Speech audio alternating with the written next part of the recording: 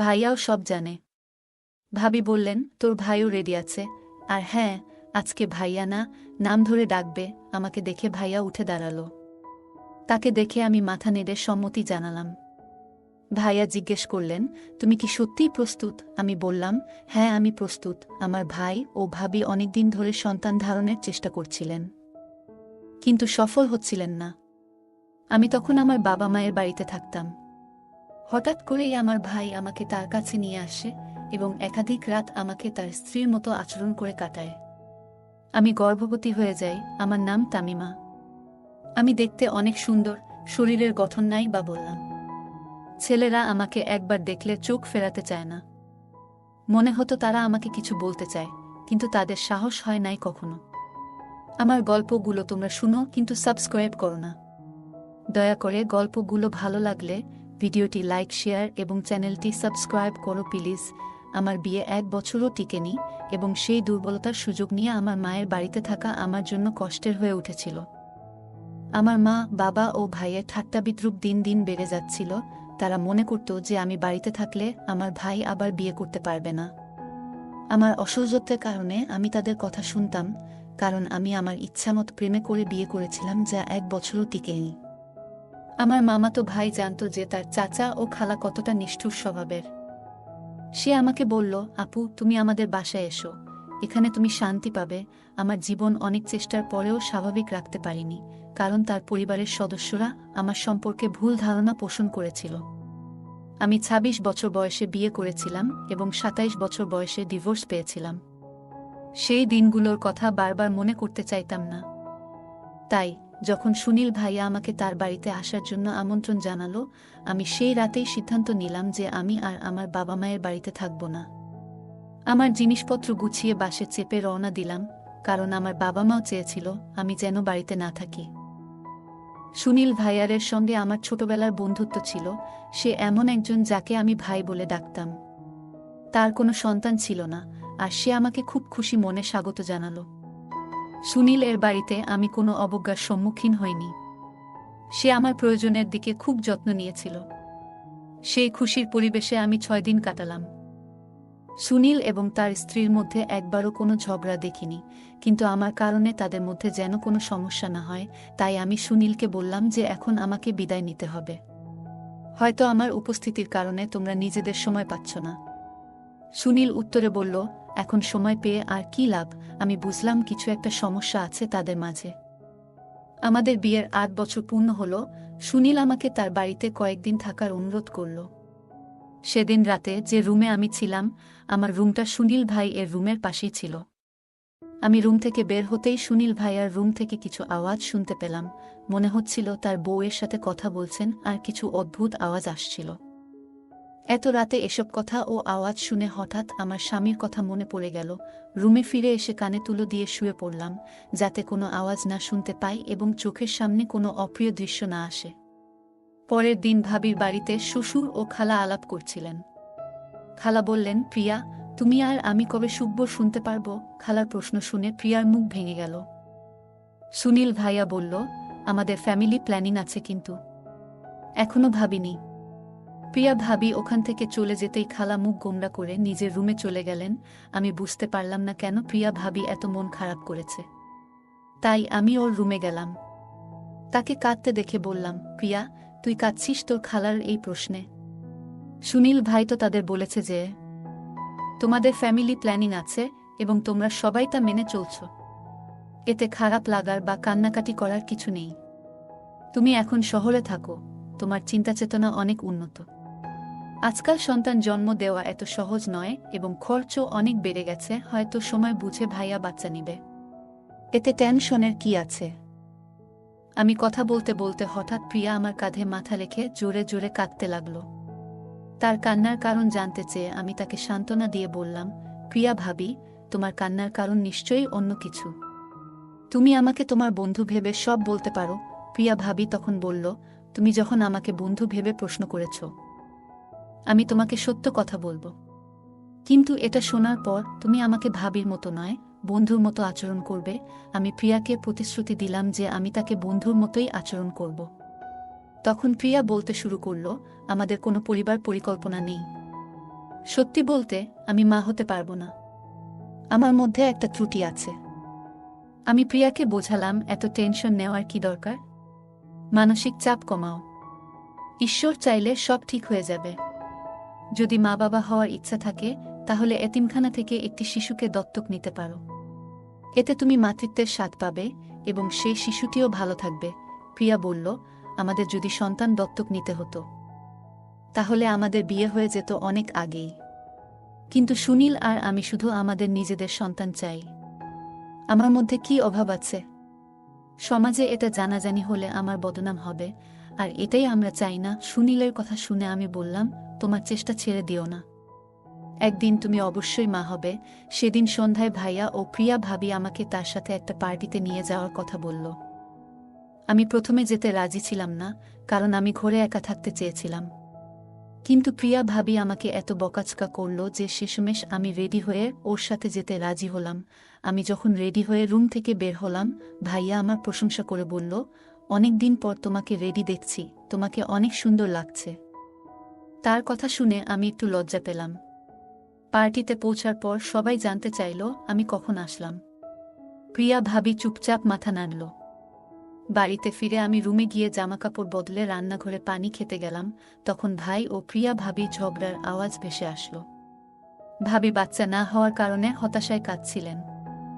আমি প্রিয়াকে বললাম, এই বিষয়টা আমি আগে বুঝিয়েছি, বারবার একই কথা বলা ঠিক না, এবং সেখান থেকে চলে এলাম।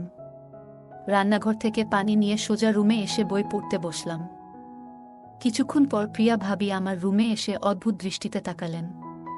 আমি বললাম, ভাবি কিছু বলতে চান? তিনি এসে আমার পাশে বসলেন।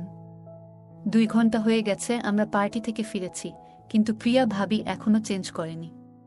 সে আমার হাত ধরে বলল, তুমি আমার জন্য একটা কাজ করবে, আমার বন্ধুর মতো। সে আমাকে প্রতিশ্রুতি দিতে বলল যে আমি তাকে অস্বীকার করব না। আমি জানি সে আমার কাছ থেকে কি চাইবে। হয়তো সে আমাকে শপিং করতে বলবে, না হয় কিছু ব্যক্তিগত কথা শেয়ার করবে। আমি ভাবিকে বললাম, তুমি যা বলবে আমি করতে প্রস্তুত। তার কথা শুনে হেসে বললাম, হ্যাঁ, তুমি মা হয়ে যাবে। প্রিয়া ভাবি বলল, আমার কথা পুরোপুরি শোনো। আমি মা হতে চাই, কিন্তু তোমার মাধ্যমে। আমি বিস্মিত হয়ে জিজ্ঞেস করলাম, আমার মাধ্যমে মানে কি? প্রিয়া ভাবি বলল, তুমি কথা দিয়েছ, তাই প্রত্যাখ্যান করতে পারবে না। গত 8 বছর ধরে আমি মা হওয়ার জন্য আকুল হয়ে আছি। আমরা লাখ লাখ টাকা হাসপাতালে খরচ করেছি। আমি কত ইনজেকশন খেয়েছি। এখন আমি চাই তুমি সুনীলের সাথে কিছু রাত কাটাও, তাকে ভালোবাসো। তার কথা শুনে আমি হতবাক হয়ে গেলাম। ছোটবেলায় যার সাথে খেলেছি, যাকে কাল পর্যন্ত ভাই বলে ডাকতাম, তার বউ আমাকে এভাবে বলছে। আমি বললাম, তুমি কি বুঝছো? তুমি কি বলছো? প্রিয়া ভাবি বলল, হ্যাঁ, আমি ভেবেচিন্তে বলেছি। তোমাকে এই কাজ বিনা পয়সায় করতে হবে না। আমরা তোমাকে 40 লক্ষ টাকা এবং একটি বাড়ি দেব। তাদের প্রস্তাব শুনে আমি ভাবনায় পড়ে গেলাম। আমি জানতাম আমার নিজের বিউটি পার্লার খুলতে পারলে ভালো হতো। এই 40 লক্ষ টাকা দিয়ে আমি একটি ব্যয়বহুল প্রফেশনাল কোর্স করতে পারতাম এবং বড় পার্লার খুলতে পারতাম। কিন্তু প্রিয়া ভাবি প্রস্তাব শুনে আমি বললাম, এসব কি বলছো তুমি? ভাইয়াও সব জানে। ভাবি বললেন, তোর ভাইও রেডি আছে। আর হ্যাঁ, আজকে ভাইয়া না, সুনীল বলে ডাকবে। আমাকে দেখে ভাইয়া উঠে দাঁড়ালো। তাকে দেখে আমি মাথা নেড়ে সম্মতি জানালাম। ভাইয়া জিজ্ঞেস করলেন, তুমি কি সত্যিই প্রস্তুত? আমি বললাম, হ্যাঁ। তখন প্রিয়া ভাবি বলল, এখন থেকে ভাই না, সুনীল বলে ডাকবে। তারা সন্তান চেয়েছিল, আর প্রিয়া ভাবি মা হতে অনেক কষ্ট সহ্য করেছিল। আমার বয়স মাত্র 27 বছর। আমি জানতাম না ভবিষ্যতে বিয়ে করব কিনা বা কেউ আমাকে তার মনের জায়গা দিবে কিনা। সুনীল আমার মামাতো ভাই, তাই ছোটবেলা থেকেই বিয়ে করতে পারিনি। কিন্তু সব ভুলে আমি কাজ আর ন্যায্য পাওনা নিতে যাচ্ছিলাম, যাতে ভবিষ্যতে আর কারো সাহায্য নিতে না হয়। আমি দৃঢ় সিদ্ধান্ত নিয়েছিলাম। হঠাৎ বোনের গলা শোনা গেল, আমরা এখনই পার্টি থেকে ফিরেছি, তুমিও ক্লান্ত, আজ বিশ্রাম নাও, কাল থেকে শুরু হবে। আমি মাথা নেড়ে রুমে চলে গেলাম। রাতের খাবার খেয়ে পরের দিন আসলো। কিছুক্ষণ পর প্রিয়া ভাবি এসে বললেন, সুনীল কখনো অন্য মেয়ের দিকে তাকায় না, কিন্তু এখন সে যা করবে আমাদের জন্য করবে। তার হাতে একটা নাইট গাউন ছিল, যা অনেক সুন্দর আর আকর্ষণীয় ছিল। তিনি বললেন, তুমি এই পোশাক পরে সুনীল এর রুমে যাও, সে তোমার দিকে আকৃষ্ট হবে। প্রিয়া ভাবি বললেন, মনে রেখো, এটা শুধু একটা চুক্তি, অন্য কোনো ভাবনা আনবে না। মনে মনে এই চুক্তি মনে রেখে আমি সুনীল এর রুমে গেলাম, শুধু আমার ভবিষ্যতের কথা ভেবে। মাথা নেড়ে সুনীল ভাই এর ঘরে চলে গেলাম। সুনীল ভাই রুমে কোথাও দেখা যাচ্ছিল না। প্রিয়া ভাবি তাকে তার রুমে ডাকল, সে তখন বাথরুমে ছিল। প্রিয়া ভাবি বলল, তাতিমা রুমে এসেছে। সুনীল বলল, আমি ফ্রেশ হয়ে আসছি। প্রিয়া ভাবি বুঝতে পেরে বেরিয়ে গেল। আমি রুমের আলো নিভিয়ে দিলাম। সুনীল ভাইয়া বাথরুম থেকে বেরিয়ে এসে আমার পাশে বসল। আমরা কেউই কিছু বলছিলাম না। হঠাৎ সুনীল ভাইয়া আমার ঘাড়ে হাত রাখল। আমি মনে করলাম, এটা আমার ভবিষ্যতের জন্য একটা চুক্তি। আমাকে এটা করতে হবে, আর আমি এক দম্পতিকে বাবা মা হওয়ার সাহায্য করছিলাম মাত্র। সুনীল এর সাথে কাটানো রাতে পর আমি গর্ভাবস্থার উপসর্গ অনুভব করলাম। এখন আমি নিজেই ঘর অন্ধকার করে দিতাম। সুনীলও তাই চেয়েছিল। 1 মাস পর আমি মশলাদার খাবার খেতে লাগলাম। সুনীল আমাকে তার এক বন্ধুর চেকআপে নিয়ে গেল। অন্তঃসত্ত্বা হওয়ার খবর শুনে সুনীল ও প্রিয়া ভাবি মুখে খুশি দেখে আমিও খুশি হলাম। সুনীল আমার প্রতি অনেক বেশি যত্নশীল হয়ে উঠল।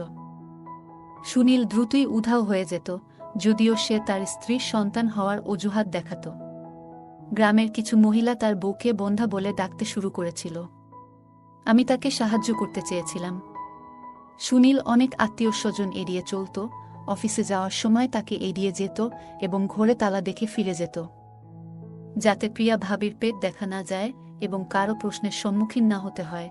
প্রিয়া ভাবি বাইরে যেতে হলে অনলাইনে একটি নকল পেট অর্ডার করেছিলেন, যা তাকে গর্ভবতী দেখাত।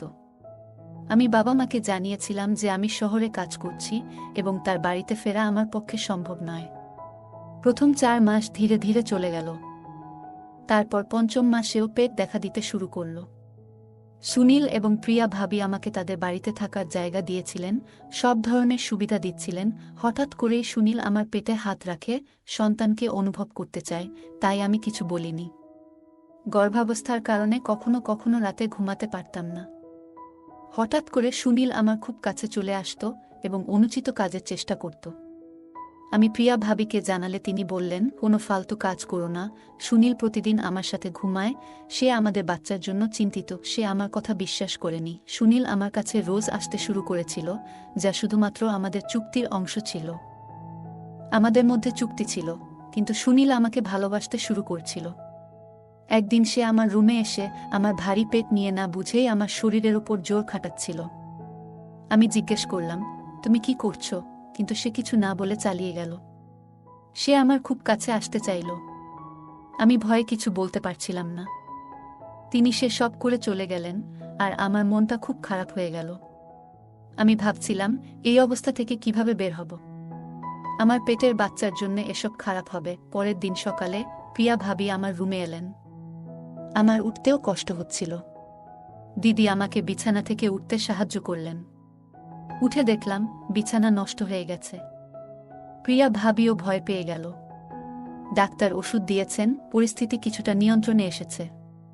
কিন্তু ডাক্তার বললেন, ভবিষ্যতে এমন হলে গর্ভবতী মহিলার জীবন বিপন্ন হতে পারে।